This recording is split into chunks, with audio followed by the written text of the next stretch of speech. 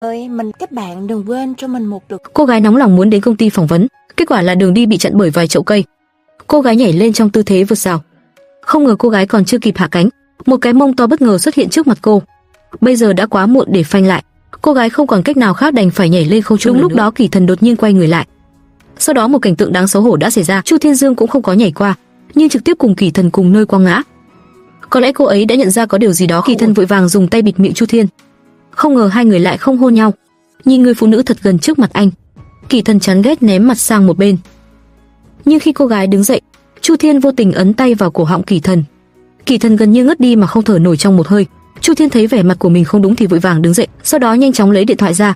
Khi cô định gọi số khẩn cấp, nhưng phát hiện xe cấp cứu đã đến hiện trường. Chu Thiên đột nhiên cảm thấy có chút bối rối. Tôi vẫn chưa gọi điện cấp cứu, tại sao họ ở đây? Lúc này, trợ lý của Kỳ Thần đột nhiên xuất hiện. Đừng di chuyển, nhanh! Cuối cùng, với sự giúp đỡ của nhân viên y tế, Kỳ Thần được đưa lên xe cứu thương an toàn. Trước khi rời đi, trợ lý đã đến gặp Chu Thiên. Sau khi mắng cô ấy, theo dõi ông chủ một cách nhanh chóng, cho đến khi xe cứu thương rời đi, Chu Thiên dần dần nhận ra mình đã gây ra rắc rối lớn. Trái tim cô đã không thể bình tĩnh trong một thời gian dài. Bên kia bác sĩ vẫn đang khẩn trương sơ cứu cho Kỳ Thần. Không ngờ Kỳ Thần trông như tuyệt vọng. Xem anh ấy có ý thức không? Bác sĩ nhân cơ hội này yêu cầu anh ấy đánh giá 5 sao. Cho tất cả điều này, Kỳ Thần thực sự không nói nên lời, chỉ nhìn thấy anh ấy trực tiếp ngồi dậy. Sau đó, anh đưa ngón tay bị thương của mình cho trợ lý, nghiêm túc mà nói: nếu bạn không chụp cận cảnh vết thương này, cậu sợ không ai biết tôi bị thương sao? Nhưng người trợ lý đã làm ầm lên và gọi xe cấp cứu. Mặc dù anh ấy đã giải thích tất cả là lỗi của chiếc đồng hồ báo thức của Kỳ Thần, nhưng anh ta thật là lãng phí tài nguyên công cộng. Đó thực sự là một hành vi rất xấu hổ. Như người ta thường nói, có 3 điều mà một quan chức mới cần. Kỳ Thần vừa mới xuống xe cứu thương, anh ấy đã nhảy dù vào Star Wing Group với tư cách là chủ tịch, và điều đầu tiên Kỳ Thần làm khi nhậm chức đó là sa thải tất cả những nhân viên chưa làm được gì cho công ty. Bất chấp sự phản đối của đồng nghiệp, nhưng cuối cùng tất cả đều đầu hàng trước quyền lực của anh. Đồng thời, Chu Thiên cũng đang chuẩn bị phỏng vấn với người đại diện của vận động viên, nhưng có những tình huống không lường trước được. Ngay khi Chu Thiên nghĩ cô ấy sẽ đậu, nhân viên đã thông báo cho cô ấy bộ phận thể thao của công ty cần cắt giảm nhân sự, thế là cuộc phỏng vấn cũng bị hủy bỏ. Chu Thiên nghe xong suy sụp, chuẩn bị rời đi. Trong khi cô ấy đang đợi thang máy, người bạn thân nhất của cô đã gọi cho cô và hỏi cô về cuộc phỏng vấn. Sau khi hiểu rõ tình hình, Chu Thiên khuyên nên phỏng vấn các bộ phận khác của công ty trước, đợi bộ phận thể thao mở cửa trước khi thực hiện chuyển khoản nội bộ. Chu Thiên nghe xong liền cảm thấy kế hoạch này có thể thực hiện được. Vì vậy, dưới sự hướng dẫn của người bạn thân nhất của cô, một mình tìm đến văn phòng của Kỳ Thần. Nhưng cô gõ cửa nhiều lần mà không nhận được phản hồi. Vì tò mò, cô trực tiếp mở cửa. Cô thấy chủ tịch đang bận thu dọn đồ đạc. Cô ấy giới thiệu trước và nói rằng cô ấy đến đây để phỏng vấn, còn Kỳ Thần muốn nhặt thuốc cảm rơi trên mặt đất lên. Vì vậy, mặc dù anh ấy nhìn thấy ai đó đang đi về phía mình nhưng lại không để ý tới đối phương. Chu Thiên không nghe được phản ứng. Cô lại mở miệng hỏi xem anh ấy có cần giúp đỡ không. Kết quả là lời nói vừa rơi xuống, tay Kỳ Thần bị Chu Thiên kiên quyết giẫm lên. Kỳ Thần không khỏi kêu lên đau đớn. Chu Thiên cũng sợ hãi, liên tục xin lỗi. Kỳ Thần nhanh chóng đứng dậy từ gầm bàn. Không ngờ ngẩng đầu lại thấy nhịp tim Chu Thiên lại tăng vọt. Lập tức chỉ vào mũi cô, yêu cầu cô ấy nhiều lần tránh xa anh ta. Sau khi trợ lý nhận được báo động trên điện thoại di động, lao tới văn phòng không ngừng nghỉ để giải cứu sếp. Không ngờ lại gặp được Chu Thiên, người cũng đang kinh ngạc ở đây. Chu Thiên không ngờ tới, anh chàng đẹp trai vừa bị cô hạ gục sáng nay, thực ra đó là chủ tịch mới được bổ nhiệm. Cô nhớ lại lời nhận xét của người bạn thân nhất của mình về Kỳ Thần vừa rồi, nói rằng anh ấy kiên quyết và tàn nhẫn vô tình. Chu Thiên không khỏi trong lòng rút lui, sợ Kỳ Thần sẽ ôm hận. Sau đó cô tìm thấy cơ hội và chuẩn bị bỏ chạy, không ngờ Kỳ Thần lại ngay tại chỗ chặn cô lại. Kỳ Thần thản nhiên nói: anh chắc chắn sẽ không nhớ ra tôi nhớ ra cô. Chu Thiên không khỏi bắt đầu suy nghĩ lung tung, lo lắng Kỳ Thần sẽ gây rắc rối cho mình. Cô nhanh chóng bắt đầu nghĩ về nó trong đầu, bản thân nên làm gì. Nhưng sau nhiều lần cân nhắc, cô vẫn chưa tìm được giải pháp phù hợp để ngăn chặn bên kia thao túng mình.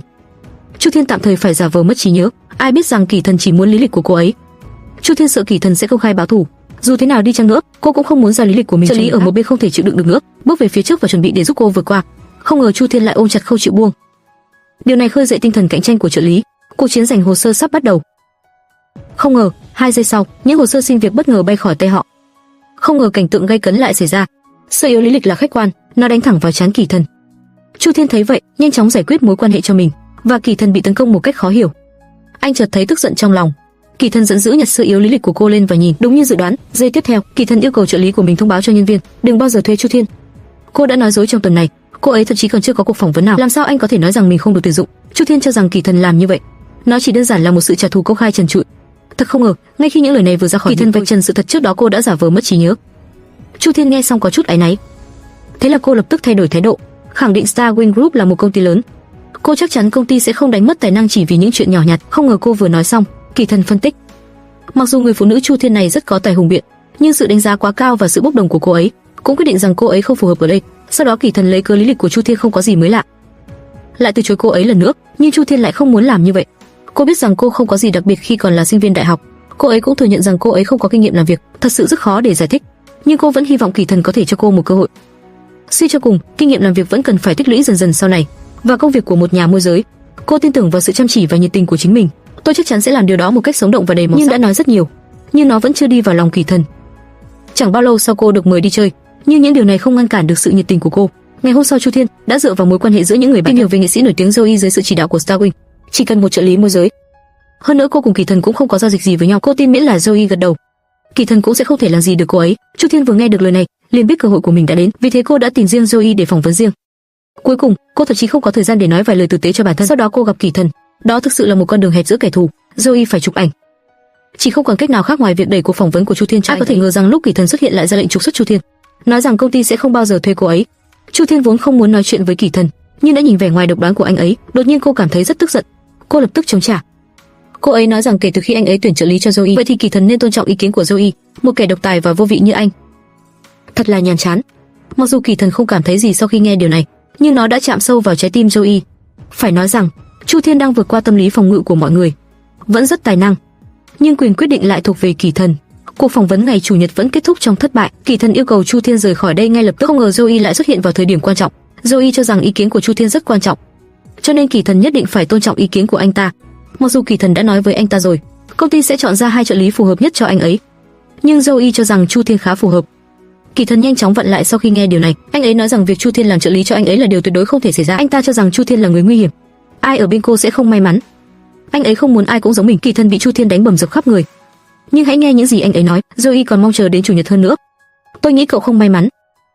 Tôi muốn cô ấy. Không được, Zoe đang làm việc. Anh ta đặc biệt dặn Kỳ Thần đừng đuổi Chu Thiên đi, nói rằng mọi chuyện sẽ được bàn bạc sau khi anh ấy quay lại. Chu Thiên hoàn thành bước quan trọng đầu tiên, trong lòng vui vẻ vô cùng. Vì vậy khi Zoe đang quay phim, cô ấy đang đứng gần đó, cố tình tránh xa Kỳ Thần. Cô sợ rằng anh ấy sẽ trả thù như ngày hôm qua. Có lẽ ngay cả Âu Trời cũng đang giúp đỡ cô ấy, bởi vì khi Zoe đang quay phim, chân đèn bên cạnh anh đã vô tình bị một nhân viên vấp phải. Bây giờ nó đang rơi thẳng vào Zoe. Vào thời điểm quan trọng này, Chu Thiên tìm thấy một quả bóng đá trên mặt đất, vì thế cô sẽ không ngừng làm bất cứ điều gì nhắm vào chân đèn và đá bóng ra ngoài. Đúng như mong đợi của một vận động viên, chỉ với một cú đánh, bóng đã đập trúng chân đèn một cách chính xác. Zoe cũng được giải cứu thành công, nhưng giây tiếp theo, quả bóng lại bất ngờ bật ra ngoài. Nó đánh thẳng vào đầu Kỳ Thần. Không ngờ anh ấy lại thực sự đồng ý với những gì Zoe nói, thật là xui xẻo. Đợi Kỳ Thần tỉnh lại, Kỳ Thần một lần nữa nhấn mạnh rằng không thể thuê Chu Thiên, vì ngưỡng tuyển dụng của công ty không thể hạ thấp chỉ vì một người. Nhưng Zoe không vui, anh cảm thấy Chu Thiên không chỉ giỏi về kỹ năng mà còn giỏi về tính cách. Họ đều là những ứng cử viên hoàn hảo cho vị trí trợ lý của anh. Không ngờ Kỳ Thần lại cướp được bằng cấp học vấn của Chu Thiên, nói chuyện với người không có kinh nghiệm làm việc. Không ngờ Chu Thiên lại tấn công Kỳ Thần. Trong cuộc thi 2 chọn 1 này, Kỳ Thần được định sẵn là kẻ thua cuộc. Không có sự lựa chọn nào, anh không còn lựa chọn nào khác ngoài việc tạm thời đồng ý để Chu Thiên gia nhập. Nhưng chỉ khi cô ấy đang được đào tạo. Trước tiên cô phải là trợ lý của Kỳ Thần, sau khi vượt qua kỳ thi, cô có thể trở thành trợ lý của Zoe vì mục tiêu của riêng mình. Chu Thiên đồng ý mà không cần suy nghĩ. Nhưng điều cô không bao giờ ngờ tới là Kỳ Thần đơn giản là một người tham công tiếc việc. Ngày hôm sau trời vẫn còn tối, anh gọi Chu Thiên để phân công công việc. Chu Thiên sợ đến mức tỉnh dậy sau giấc ngủ. Mọi công việc đã được sắp xếp, cô ấy vẫn đang ở trong một cái bẫy. Nghĩ lại thì cô vẫn chưa chính thức đi làm. Tại sao cô tìm được việc làm? Chu Thiên không nói nên lời. Ai biết tiếp theo Kỳ Thần sẽ nói gì? Lúc này Chu Thiên mới nhận ra sự thật. Cô sẽ tham gia công việc vào bây giờ là 5 giờ sáng thứ Hai. Cô đã làm việc được 5 giờ, làm môi giới 24/7. Cuộc sống 24 giờ, nếu cô không thể làm được, cô không cần phải làm. Đó là tất cả những gì họ đã nói đến. Chu Thiên nhanh chóng hứa sẽ hoàn thành nhiệm vụ. Nhưng trong thâm tâm, cô lại càng bất mãn với Kỳ Thần. Chờ đến bình minh để đi làm, người bạn thân nhất của cô đã tiêm phòng trước cho cô, được cho là trợ lý của Kỳ Thần. Có rất nhiều điều cần quan tâm. Nhưng Chu Thiên nghe xong lại không hề lo lắng chút nào, vì phải có đường thì xe mới lên được núi. Cô tin rằng với sự nỗ lực và nhiệt huyết của chính mình, cô chắc chắn sẽ tạo ra con đường riêng của mình ở đây. Rồi sau khi ăn ủi người bạn thân nhất của cô đến văn phòng tìm Kỳ Thần để báo cáo. Và công việc đầu tiên Kỳ Thần sắp xếp cho cô chính là đến cửa hàng thủ công mỹ nghệ gần đó để mua bánh ngọt, và quy định là cô phải quay lại trong vòng nửa giờ. Chu Thiên nghe xong liền vội vàng đi tới đó, không dễ để mua được đồ tốt. Ai có thể ngờ rằng cô lại gặp phải tình trạng ùn tắc giao thông. Chu Thiên không còn cách nào khác ngoài sử dụng bản năng thể thao của mình một lần nữa. Cuối cùng, cô lao về công ty trong vòng 30 phút. Hóa ra Kỳ Thần đã sắp xếp một bậc thầy đặc biệt chế biến tại chỗ tại công ty. Chu Thiên không biết tại sao, ôm Kỳ Thần và hỏi tại sao. Vì người thông minh luôn có phương án dự phòng. Chu Thiên thực sự đã dạy cho mình một bài học, chỉ tiếc là cô ấy đã tốn rất nhiều công sức để mua bánh. Buổi tối tan làm về nhà, sau một ngày mệt mỏi, Chu Thiên nghĩ cuối cùng mình cũng có thể nằm xuống. Nhưng sau đó cô phát hiện ra rằng con mèo cưng của mình đã mất tích.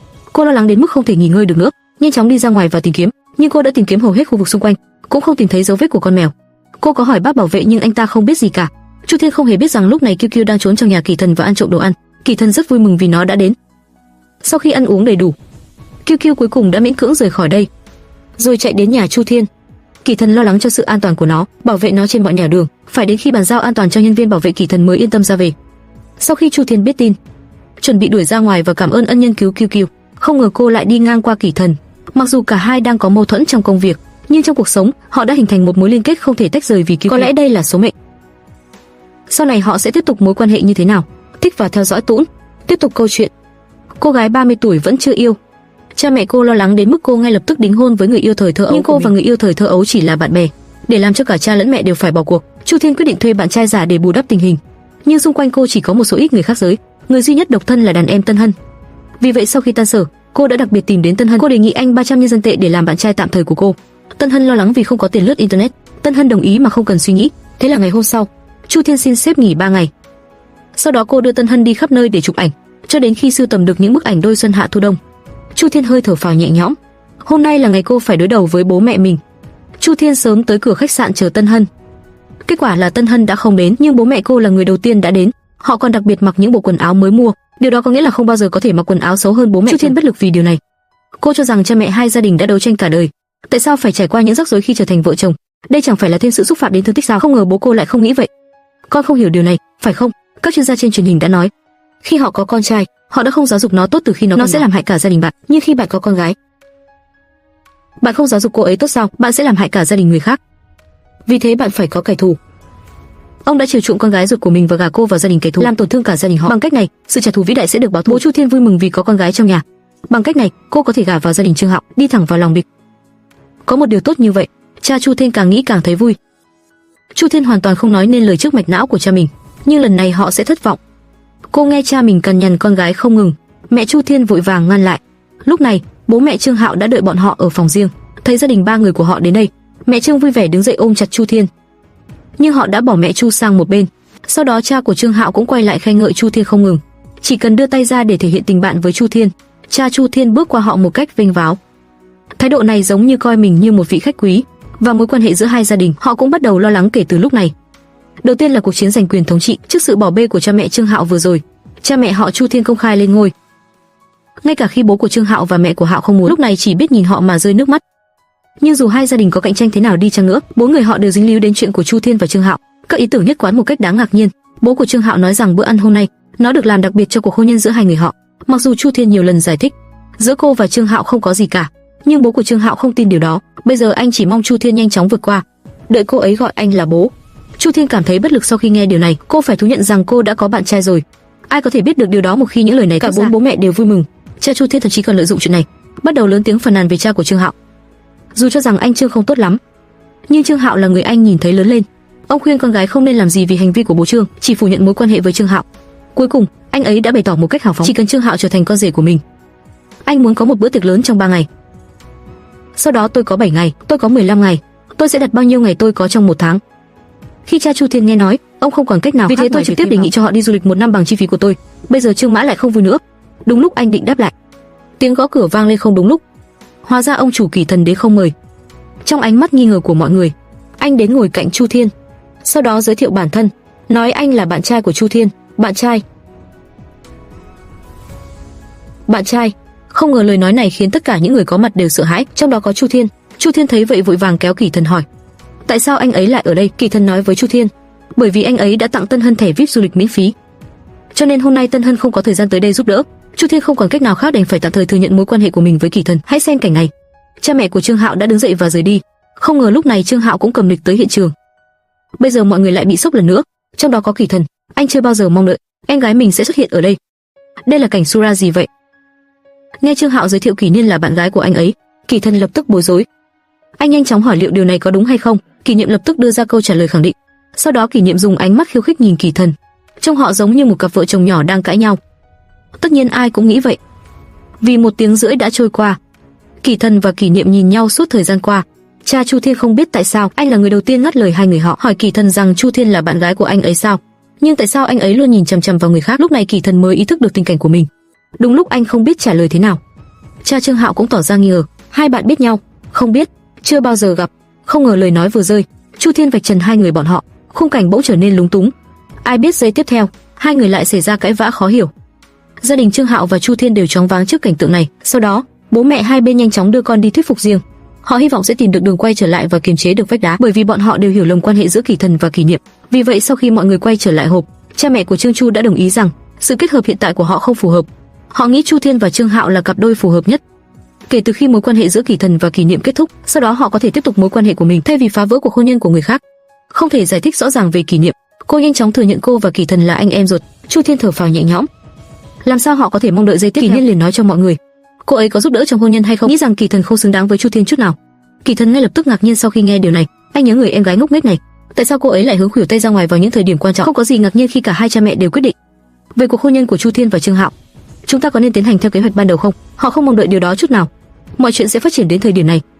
Vì vậy, Kỷ Niệm nhanh chóng thay đổi giọng điệu và nói những điều tốt đẹp về anh. Chu Thiên cũng bịa ra rất nhiều lý do cho hắn. Phải mất rất nhiều nỗ lực để giải quyết vấn đề này. Ra ngoài sau bữa tối, bố mẹ Trương Hạo lại bắt đầu khoe khoang phòng view biển của con trai mình.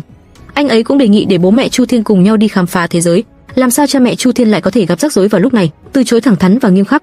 Đúng lúc này Trương Hạo xuất hiện trên một chiếc xe hơi mới. Điều này khiến cha Trương Hạo càng tự hào hơn. Nhìn kìa, đây là cậu con trai đẹp trai và giàu có của ông ấy. Vì thế dù thế nào đi chăng nữa, ông muốn đưa bố Chu Thiên đi trên chiếc xe mới của con trai ông lần nữa. Đúng lúc bố và mẹ Chu Thiên đang lâm vào tình thế tiến thoái lưỡng nan, không biết phải làm gì, Kỳ Thần lập tức lái xe thể thao đi hỗ trợ hiện trường. Bây giờ sắc mặt của cha Chu Thiên khá đáng nể. Khung cảnh đột ngột thay đổi. Khi biết Kỳ Thần sống trong một biệt thự lớn, khí thế của cha Chu Thiên càng mạnh hơn. Ngược lại, cha Trương Hạo cảm thấy mình bị mất mặt, chán nản, anh ôm vợ bỏ đi. Cha mẹ Chu Thiên cũng thuận theo dòng nước mà tới xe của Kỳ Thần, gọi con gái lên xe và về nhà thật nhanh. Chu Thiên vốn không muốn lên xe của Kỳ Thần, nhưng bây giờ cô phải đi cùng bố mẹ. Trên đường về, Chu Thiên nhờ Kỳ Thần trực tiếp đưa bọn họ về nhà. Tuy nhiên, bố mẹ cô đề nghị họ muốn đến thăm biệt thự của Kỳ Thần. Chu Thiên cảm thấy việc này quá rắc rối. Khi cô đang định từ chối, Kỳ Thần lịch sự đưa ra lời mời cho họ. Chẳng bao lâu sau chúng tôi đã đến nhà Kỳ Thần. Sự thịnh vượng ở đây ngay lập tức thu hút sự chú ý của cha mẹ Chu Thiên. Kỳ Thần yêu cầu họ coi nơi này như nhà của mình, càng bình dân càng tốt. Cha mẹ Chu Thiên cũng không khách khí, chỉ cần tận hưởng nó một mình. Mẹ Chu Thiên không ngờ điều kiện của Kỳ Thần lại tốt như vậy, vì thế họ không thể không lo lắng cho con gái mình. Cô hỏi Kỳ Thần anh thích gì ở Chu Thiên. Kỳ Thần tình cờ nhắc đến nhiều ưu điểm của Chu Thiên. Cô ấy thông minh và năng động, không chơi theo lẽ thường, mỗi ngày đều mang đến những bất ngờ. Những gì anh nói lần này vẫn là con người. Mẹ Chu Thiên ngay lập tức hài lòng sau khi nghe điều này. Nhìn hai người yêu nhau quá, cô cũng dần dần thả lòng. Nhìn bố Chu Thiên lần nữa, lúc này anh đang khoe căn phòng nhìn ra biển của Kỳ Thần với bố của Trương Hạo. Cha của Trương Hạo tức giận đến mức ông ấy trông không muốn thừa nhận thất bại ở đầu bên kia của video. Nghe tiếng con gái gọi ông, cha của Chu Thiên vội vàng mở cửa trước khi đoạn video kịp kết thúc. Chu Thiên cho rằng bọn họ cũng nhìn nước trong phòng rồi uống, cô sẽ đưa họ về nhà. Ai có thể ngờ rằng bố của Trương Hạo sẽ vui mừng khi nghe được. Trương Hạo nghĩ sớm muộn gì họ cũng phải quay lại căn nhà thuê nhỏ của Chu Thiên. Không ngờ lời nói vừa rơi, Kỳ Thần đi tới và yêu cầu cha Chu Thiên và những người khác ở lại bất cứ nơi nào. Cha Chu Thiên lại bắt đầu khoe khoang, nghĩa là ở đây có rất nhiều phòng, tôi e rằng tôi sẽ phải ở lại đây trong 1 tháng, cho đến khi cha Trương Hạo giận dữ cúp video. Cha Chu Thiên đã từ bỏ việc này, nhưng dù biệt thự không phải của riêng con, nhưng thực sự khá tuyệt khi có được cơn nghiện đó. Kỳ Thần cho rằng nhân vật của cha Chu Thiên đơn giản là không quá dễ thương, tôi tin rằng sau này sẽ rất dễ dàng hòa hợp với bạn. Không ngờ Chu Thiên lại yêu cầu Kỳ Thần đừng đẩy quá xa. Cô lo lắng bố mẹ mình đã bị tẩy não, thế nên cô quyết định đưa họ về nhà ngay bây giờ. Nhưng điều cô không bao giờ ngờ tới là, lúc này, bố mẹ cô ngày càng hài lòng với Kỳ Thần. Rốt cuộc, cậu ấy cao và có nhân cách tốt, có xe, có nhà và không có thói quen xấu. Một chút là cậu ấy đối xử rất tốt với Chu Thiên. Họ nghĩ Kỳ Thần là người đáng tin cậy suốt đời. Tuy nhiên, hai người vừa thì thầm xong, Chu Thiên xuất hiện phía sau họ.